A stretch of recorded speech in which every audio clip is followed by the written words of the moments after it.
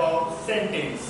Sentence means वाक्य, हिंदी में वाक्य, इंग्लिश में सेंटेंस। अब हम लोग को जानना है क्या कि हम किसी भी सेंटेंस को अगर कंप्लीट करते हैं तो वो उसके लिए हमें किस किस चीजों का जरूरत पड़ता है। हमें पहले जानना होगा क्या कि आप सेंटेंस को या फिर वाक्य को किस प्रकार लोगों को बताते हैं, या फिर आप खुद क्या जानते हैं वाक्य सेंटेंस के बारे में। तो फर्स्ट हमें जानना है, और ये बेसिक ही है जिसमें हमें क्या जानना है, तो केवल सेंटेंस के बारे में जानना है कि how to a complete sense that is made a full meaning sentence, and that is called sentence. जिसमें हमें जानना है first of all about sentence कि व्हाट इज सेंटेंस। आखिरकार आप वाक्य से मींस सेंटेंस से क्या समझते हैं। सेंटेंस से हमको क्या समझ आता है, which mean a group of words and make a complete sense is called sentence। जिसमें हमें क्या पता चलता है कि अगर एक शब्दों का समूह बन जाए, शब्दों का क्या बन जाए, अगर शब्दों का समूह बन जाए, और समूह हमें क्या होना चाहिए, एक पूर्ण, एक अच्छी वाक्य बताया जिससे हमें कोई मतलब समझ में आए तो वो वाक्य कहलाता है। इसी प्रकार a group of words which make a complete sense is called sentence। इसीलिए वर्डों का जो समूह रहता है वही क्या बनाता है, एक कंप्लीट सेंस बनाता है जिसका कोई मतलब निकलता है, तभी उसको हम लोग क्या बोलते हैं, हम लोग उसे बोलते हैं सेंटेंस। तो that's clear, this is sentence. About sentence में हम लोग पढ़ चुके हैं। अगर हम लोग को बोला जाए कि आपको सेंटेंस कंप्लीट करने के लिए किन किन चीजों का जरूरत पड़ता है, तो फर्स्ट हमें जरूरत पड़ता है सब्जेक्ट का। किस चीज का जरूरत पड़ता है, तो हमें सब्जेक्ट का जरूरत पड़ता है। सेकंड जरूरत पड़ता है हमें वर्ब का जरूरत पड़ता है। थर्ड हमें जरूरत पड़ता है किस चीज का, तो हमें जरूरत पड़ता है ऑब्जेक्ट का। अब हम लोग को जानना है कि what is subject, what is verb and what is object. आखिरकार ये तीनों का मतलब क्या होता है, इन तीनों का मतलब हम अभी जानेंगे। तीनों का मतलब होता है सब्जेक्ट। सब्जेक्ट का मीन्स ये होता है जो होता है काम को करने वाला। इंग्लिश में डूअर बोल सकते हैं, हिंदी में कर्ता बोल सकते हैं। ये हो गया हमारा सब्जेक्ट, जो काम को करने वाला होता है वही सब्जेक्ट कहलाता है। सेकेंड आता है हमारा वर्ब।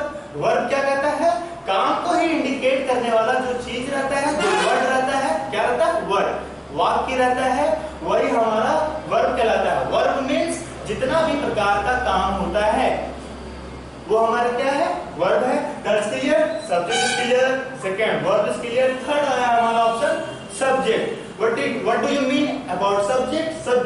सब्जेक्ट और वर्ब को जो जोड़कर उसको एक स्पष्ट रूप से एक अच्छा सा अर्थ देता है वही हमारा ऑब्जेक्ट कहलाता है। आखिरकार कोई भी सेंटेंस लिखा जाए उसमें हमारा तीन चीज का होना जरूरी है।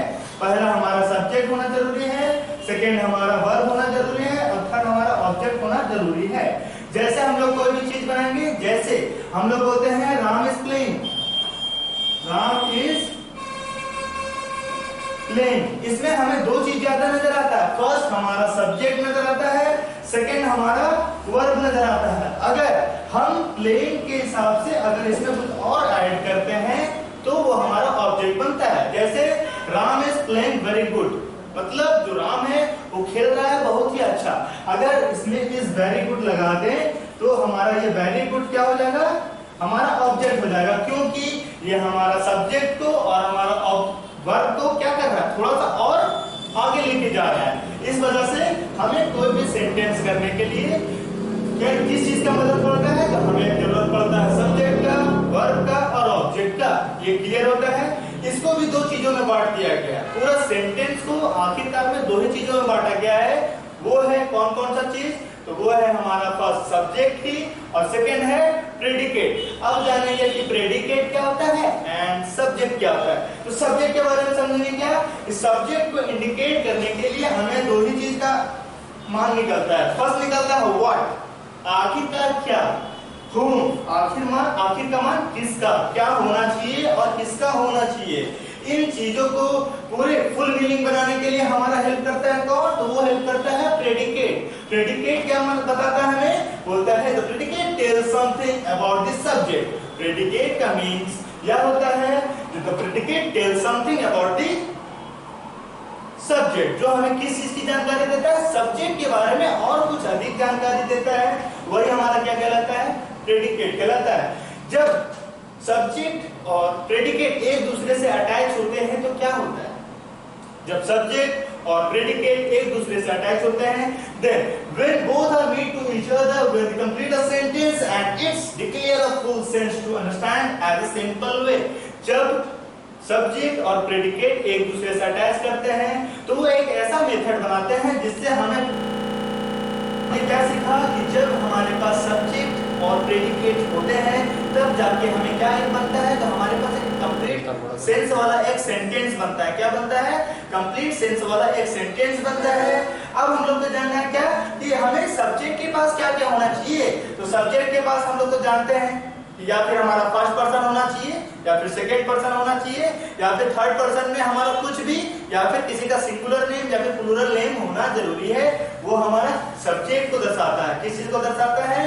तो आज हमने सीखा किस चीज के बारे में? तो जनरल इंग्लिश ग्रामर के तहत according to the general English grammar we have to know about the sentence and it's clear about this three way just as a subject, verb and object, that you know about what is subject and what is predicate. Everything is clear? That's all. And thank you. Today's class will be over.